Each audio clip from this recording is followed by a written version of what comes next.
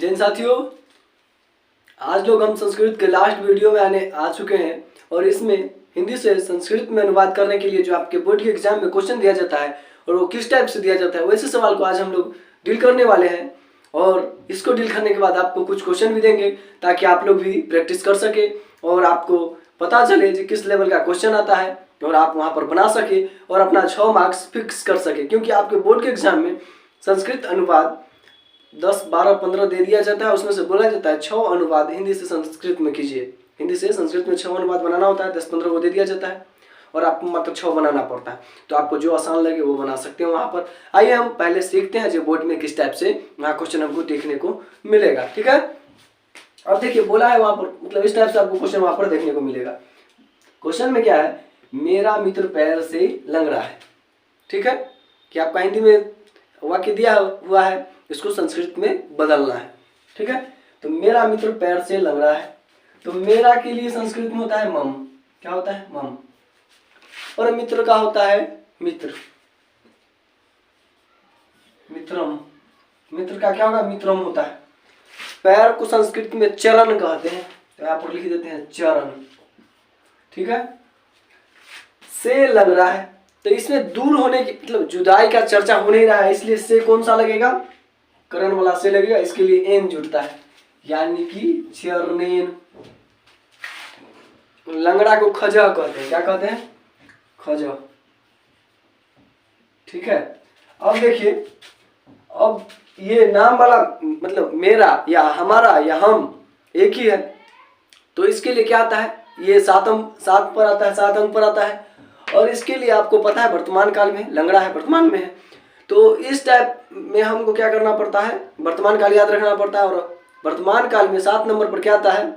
आपका क्या आता है? आमी आता है। तो यहाँ पर लिख सकते हैं खजामी, या इसके आगे अगर मान लीजिए आपको कुछ याद नहीं है, भूल जाते हैं, तो अस्थि लिख दीजिए। क्या लिख दीजिए?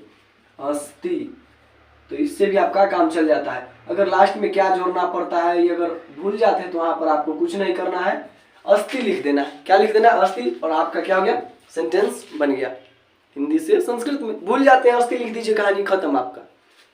टीचर समझ जाता है, लड़का भूल गया। ठीक है, क्या है? पेड़ से पत्ते गिरते हैं। पेड़ को संस्कृत में वृक्ष बोलते हैं। क्या बोलते हैं? वृक्ष। यहाँ पर लिखेंगे वृक्ष। चलिए वृक्ष लिख दिए। अब आगे क्या बोलता है? से, तो से पत्ते गिरते हैं। बताइए, अपना पेड़ है और पेड़ से जब पत्ता गिरेगा, कहीं ना कहीं पेड़ के शाखा से क्या हो रहा है? पत्तियां दूर हो रहा है। तो जब दूर यानी कि जुदाई, तो इस से का इस्तेमाल अपदान वाला जो से होता है उसके लिए क्या आता है? आत आता है। तो यहाँ पर लगा देंगे वृक्षात। से इसके साथ था, इसीलिए वृक्ष के साथ ही आत को जोड़े, यानी वृक्षात बन गया। ठीक है, पत्ते, पत्ते को पत्रानी बोलते हैं। क्या बोलते हैं? पत्रानी, पत्रानी। और गिरते हैं तो इसको पतंती बोलते हैं। क्या बोलते हैं? पतंती, पतंती, पतंती। ठीक है, ये आपका हिंदी से संस्कृत में अनुवाद हो गया। ठीक है, ये आपका हो गया। अब आगे क्या बोलते हैं? राजा गरीब को धन देता है। क्या है? राजा गरीब को धन देता है। तो राजा को संस्कृत में हम लोग निरीपह बोलते हैं। क्या बोलते हैं? निरीपह। यहाँ पर लिखेंगे आराम से, निरीपह लिख दिए। गरीब को धन देता है, तो गरीब को संस्कृत में निर्धन बोलते हैं। क्या बोलते हैं? निर्धन। आराम से लिखिए, निर्धन लिख दिए, निर्धन। अब आगे देखिए, को धन देता है, तो को के लिए म आता है, तो इसके साथ ही निर्धन के साथ ही म जोड़ देंगे, तो निर्धनम, धन देता है। तो आप धन को धन भी लिख सकते हैं। ठीक है, तो धन और देना को हम लोग क्या बोलते हैं? ददा बोलते हैं। क्या बोलते हैं? ददा। और राजा कितने अंक पर? 1 अंक पर नाम वाला है, तो इसके लिए क्या आता है? वर्तमान काल में ती आता है, तो ददाती, या दादती भी लिख सकते हैं, दादती। तो निरीप निर्धनम धन ददाती, राजा गरीब को धन देता है या वस्त्र भी देता है। वस्त्र वाला कई बार पूछ चुका है। ठीक है, तो वस्त्र को संस्कृत में वसन बोलते हैं। क्या बोलते हैं? वसन। तो राजा निर्धनम वसन ददाती, वसन मतलब कपड़ा। ठीक है, वैसे सवाल को आप इस ढंग से बना सकते हैं। उसके बाद है राजा ब्राह्मण को गाय देता है। क्या दे रहा है? गाय। राजा को हम लोग संस्कृत में क्या बोलते हैं? नृप। नृप। चलिए बन गया। उसके बाद क्या है? ब्राह्मण है, तो ब्राह्मण को ब्राह्मण ही बोल सकते हैं, साधु भी बोल सकते हैं, आपके ऊपर डिपेंड है क्या लिखना चाहते हैं। ब्राह्मण का ब्राह्मण ही लिख दिए। और को के लिए क्या आता है? म आता है, तो ब्राह्मणम गाय देता है।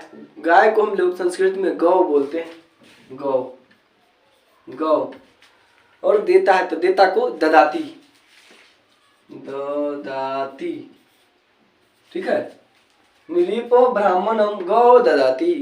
राजा ब्राह्मण को गाय देता है। ठीक है। अब अगला क्या है? हिमालय से गंगा निकलती है। अब देखिए, हिमालय को हम लोग संस्कृत में हिमालयात बोलते हैं, हिमालय बोलते हैं। क्या बोलते हैं? हिमालय को हिमालय ही बोलते हैं, हिमालय को हिमालय लिख दिए। और से गंगा निकलती है। अब बताइए, यहाँ पर हिमालय है, यहाँ से ही गंगा निकलता है, तो निकल के क्या हो जाएगा? अलग हो जाएगा। क्या हो जाएगा? पानी उसका अलग हो जाएगा। गंगा निकल के अलग हो जाएगा, यानी दूर हो रहा है, जुदाई हो रहा है। तो उसके लिए हम लोग याद किए हैं क्या? जब जुदाई हो तो आत लगता है, तो हिमालयात, आत हो गया। ठीक है। और गंगा का गंगा ही होता है, लिख दीजिए गंगा, कोई दिक्कत ना है। निकलना का होता है निसरती। क्या होता है? निसरती। तो आराम से यहाँ पर लिख देते हैं निसरती।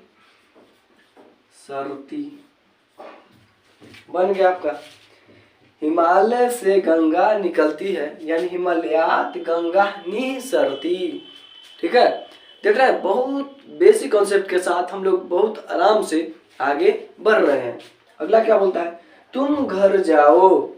तो तुम का सभी लोग जानते हैं त्वम होता है, त्वम लिख दिए आराम से। घर का गृहम। और जाना का क्या होता है? गच्छ।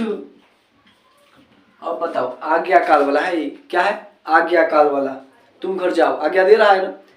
तो जब आज्ञा देने की जब बात होता है, तो उसमें हम लोग क्या याद किए हैं? तो ताम अन, ओ तम त, उसके बाद क्या है? हम आओ आम। इस ढंग से याद किए हैं। आज्ञा काल के लिए, अनुज्ञा काल के लिए, आज्ञा देने वाला सवाल। तुम घर जाओ, तो आज्ञा देने का काम हो रहा है।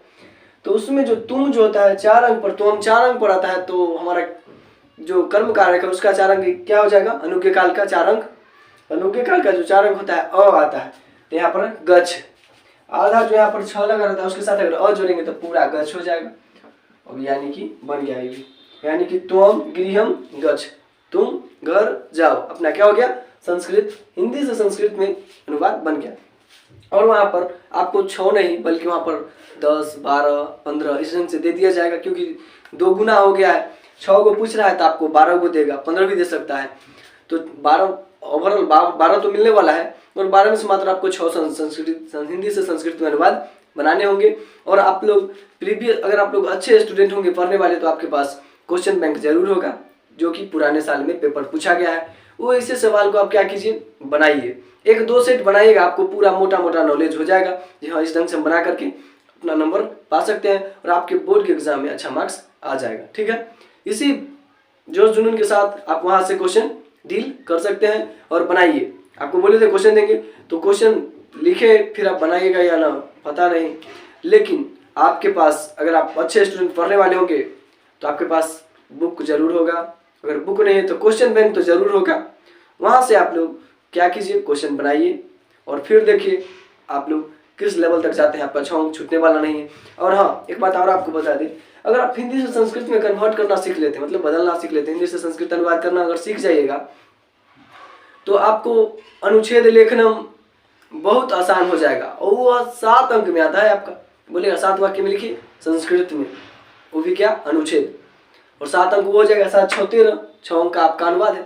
तो सोच लीजिए आपका कहीं ना कहीं एक और फायदा होने वाला है। तो 13 अंक और फायदा बताते हैं आपको। अगर मान लीजिए 13 अंक तो यहाँ तक आपका आया, उसके बाद अगर संस्कृत अगर हिंदी से अगर आप सीख जाते हैं, तो आपका बोलता है 5 कि 8 अंक, 5 या 8 अंक में आपका क्या आता है? बोलता है संस्कृत में निबंध लिखे, निबंध बोल रहे हैं, लेटर लिखने के लिए, पत्र लिखने के लिए। तो जब आप संस्कृत में पत्र लिखिएगा कब, जब आपको संस्कृत लिखने आएगा।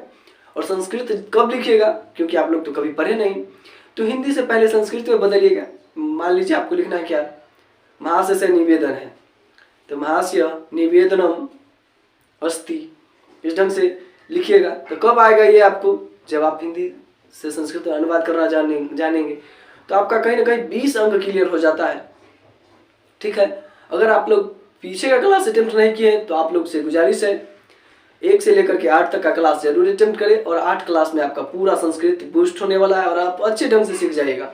हमको पूरा यकीन ही नहीं, पूरा भरोसा है, लोग जरूर सीख जाइएगा। और सीखने के बाद आप आराम से बोर्ड के एग्जाम में तहलका मचा दीजिएगा। ठीक है, इसी जोश जुनून के साथ आप लोग खूब मेहनत कीजिए, खूब पढ़ाई कीजिए, आपसे जितना हो सके। मतलब आप आज तक सुने नहीं है आप जब कोई पढ़ने से मर गया है।